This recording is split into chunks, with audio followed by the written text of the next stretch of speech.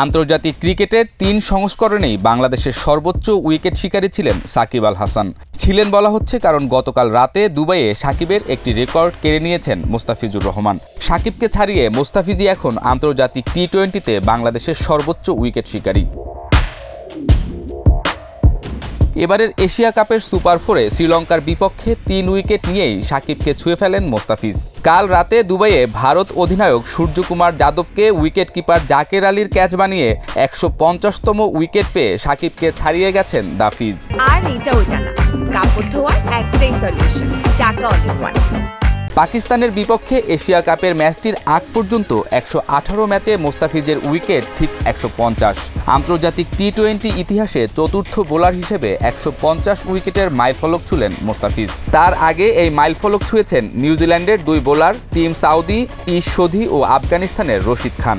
১৭৩ wicket নিয়ে সবচেয়ে বেশি উইকেট নেয়ার রেকর্ডটা আফগান লেগ স্পিনার রশিদ খানের। ২০১৫ সাল থেকে ২০২৫ টানা ১০ বছর টি-20তে এককভাবে বাংলাদেশের সর্বোচ্চ উইকেট শিকারী ছিলেন সাকিব। ২০১৫ সালের ৫ জুলাই আব্দুর রাজ্জাককে পেছনে ফেলে এককভাবে এই সংস্করণে বাংলাদেশের সর্বোচ্চ উইকেট শিকারী হয়েছিলেন সাকিব আল হাসান। দক্ষিণ আফ্রিকার বিপক্ষে একটি উইকেট নিয়েই রাজ্জাকের ৪৪ উইকেট পেরিয়ে যান বাংলাদেশের সাবেক অধিনায়ক। সাকিব অবশ্য ২০১৪ সালে টি-20 বিশ্বকাপের মাঝপথেই রাজ্জাককে ছাড়িয়ে ৫ দিন বাংলাদেশের সর্বোচ্চ উইকেট শিকারী ছিলেন। ৩০ মার্চ পাকিস্তানের বিপক্ষে আবার সাকিবকে ছুঁয়ে ফেলেন রাজ্জাক। এরপর ৪৪ উইকেট নিয়ে বছরখানেক দুজন ভাগাভাগি করছিলেন রেকর্ডটা। টি-20-র রেকর্ড হারিয়ে ফেললেও সাকিব এখনও টেস্ট ও ওয়ানডেতে বাংলাদেশের সর্বোচ্চ উইকেট শিকারী। টেস্টের রেকর্ডটা অবশ্য হুমকির মুখে রয়েছে। ২৪৬ উইকেট নেয়া সাকিবের চেয়ে মাত্র ৯ উইকেট পেছনে রয়েছেন আরেক বাঁহাতি স্পিনার তাইজুল ইসলাম।